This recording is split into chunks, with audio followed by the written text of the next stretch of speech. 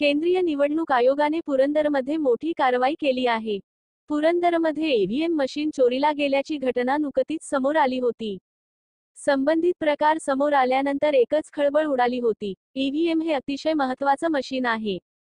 लोकशाही जपण्यासाठी आणि निवडणुकीच्या अतिशय महत्त्वाच्या प्रक्रियेसाठी ते वापरलं जातं. त्यामुळे ईव्हीएम मशीनची निगा राखण्यात प्रशासन कुठेतरी कमी पडलं असावं, अशी चर्चा सुरू होती. अखेर संबंधित प्रकरणाची गंभीर दखल केंद्रीय निवडणूक आयोगाने घेतली आहे. केंद्रीय निवडणूक आयोगाने या प्रकरणी अतिशय मोठी कारवाई केली आहे. केंद्रीय निवडणूक आयोगाने या प्रकरणी तहसीलदार, उपविभागीय अधिकारी आणि डीवायएसपी यांना निलंबित करण्याचे आदेश दिले आहेत. त्यामुळे अनेकांच्या भुवया उंचावल्या आहेत. केंद्रीय निवडणूक आयोगाने याबाबत महत्त्वाचे आदेश दिले आहेत.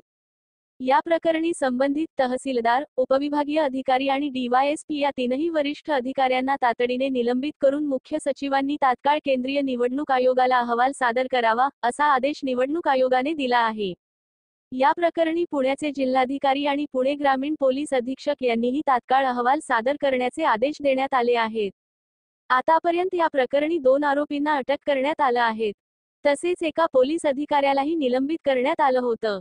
त्यानंतर आता आणखी 3 बड्या अधिकाऱ्यांना निलंबित करण्याचे आदेश देण्यात आले आहेत. पुरंदर तालुक्यातील सासवड तहसील कार्यालयातून ईव्हीएम मशीनची चोरी झाली होती.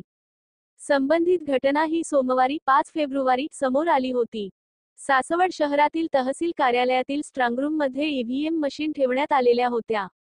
पण 2 दिवस शनिवार आणि रविवारी तहसील कार्यालयात सुट्टी होती.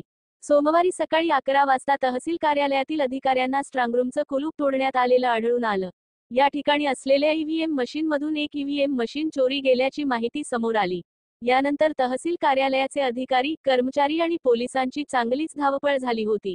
सासवड पोलीस ठाण्याचे कर्मचारी, फिंगरप्रिंट एक्सपर्टची टीम, एलसीबीची टीम असे पोलिसांचे पथक या ठिकाणी दाखल झाले होते. या प्रकरणी दोघांना अटक करण्यात आली होती.